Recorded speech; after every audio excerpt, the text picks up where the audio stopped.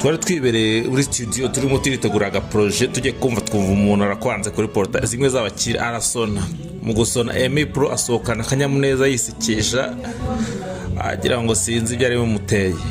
aragenda ageze kuri gate arabanza arahengeza nawe wagira ngo ni Vietnam bahengeza maze guhengeza arafungura amaze gufungura mbona ibineza neza bimusakaye ku maso arabanza aritegereza kumbi ni babana bo muri Rwanda Catholic All Star Junior bari bahageze barabanza baramusoza uyu ati hano namenyere ni wacu reka nikomereze abana barabasuza kumbi harari mu ufite ikintu kirane kirabura naduteye kumbi ni Da Vinci Pro uyu akaba ari umuntu umwana uzaba producer wa Misiri imbere ubwo turaza barakomeza barinjira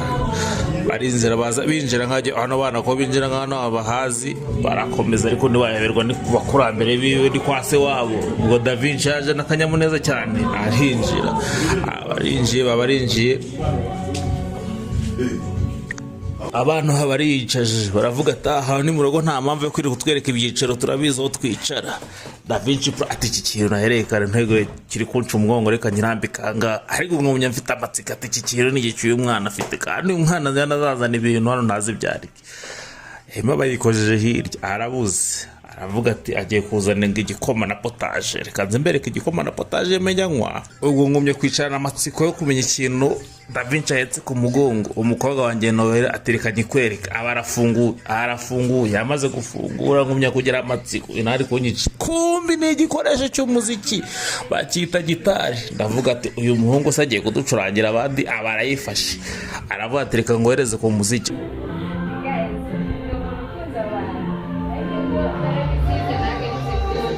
Emi Pro aravuga ati cyaka cyari kibishe reka nze mbicira cyaka aragenda kuzana potage agira potage ajya hisha ahantu ariko iyo potage isa kundi kuntu aragenda reka nze ndebe iyo potage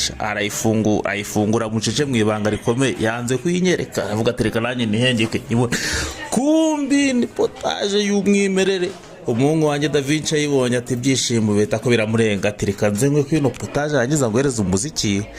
nanjye ndavuga ati reka nicare ndebe kuntu iyi potage tuba umuntu agira ujwi ryiza nanjye nzanyirwa wasanga rizaba ryiza rikabera nk'iry'abandi.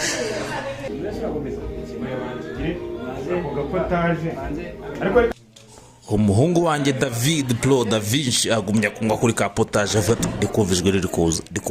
kuza ndavuga ati ntajye reka ngumyanga nde kuntu ijwi riza aravuga ati reka nze mu kanya nkwereke ukuntu ndi gucurangire.